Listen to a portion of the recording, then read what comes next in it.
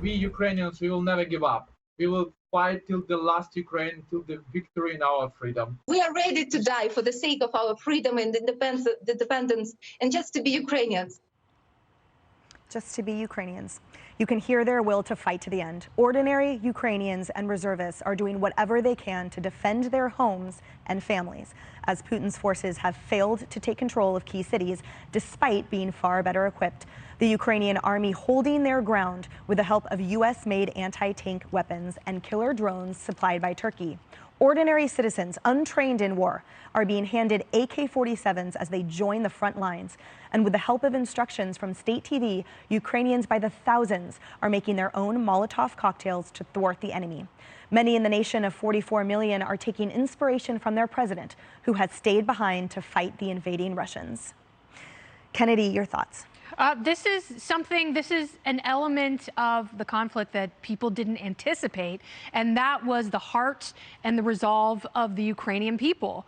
Don't forget, they have been at this long before 2014, but they have been expecting this imminently for the past 8 years. Yes. And so they have their own identity. They don't want to be part of Russia. To be Ukrainian means something to them that is so deep that, very few people can identify with that. But it's really incredible to see some of the stories. And, obviously you don't want untrained civilians with powerful weapons in harm's way. You want to reduce the loss of life.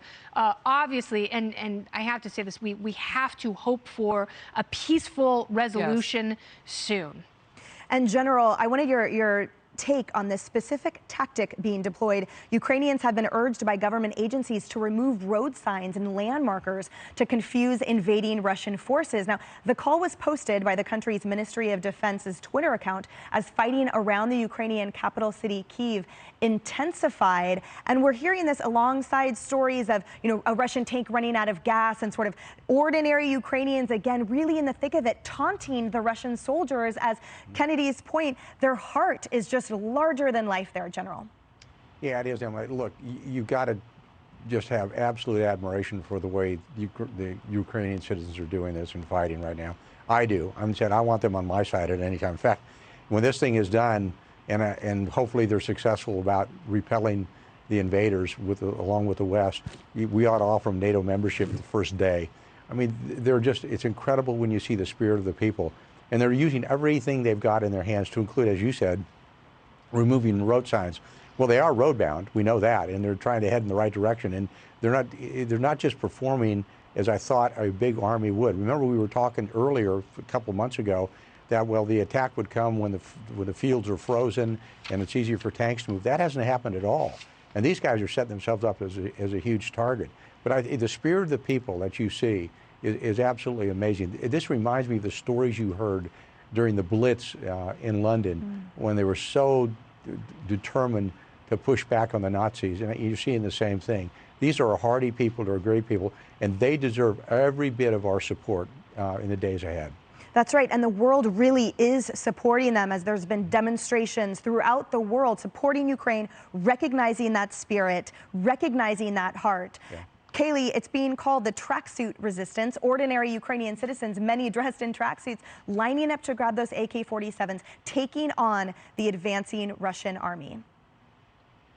It's amazing. It's inspiring. It reminds me of what we saw on Snake Island when 13 Ukrainians spoke for the world, standing up to a Russian warship. Apparently, we've learned from the Ukrainian government those individuals did not die. They are in the enemy's hands right now in Russia. So we pray for those 13 courageous Ukrainians and those across the country. But look, Emily, you have a people and a president who have risen to the occasion. And I think that second part is really important.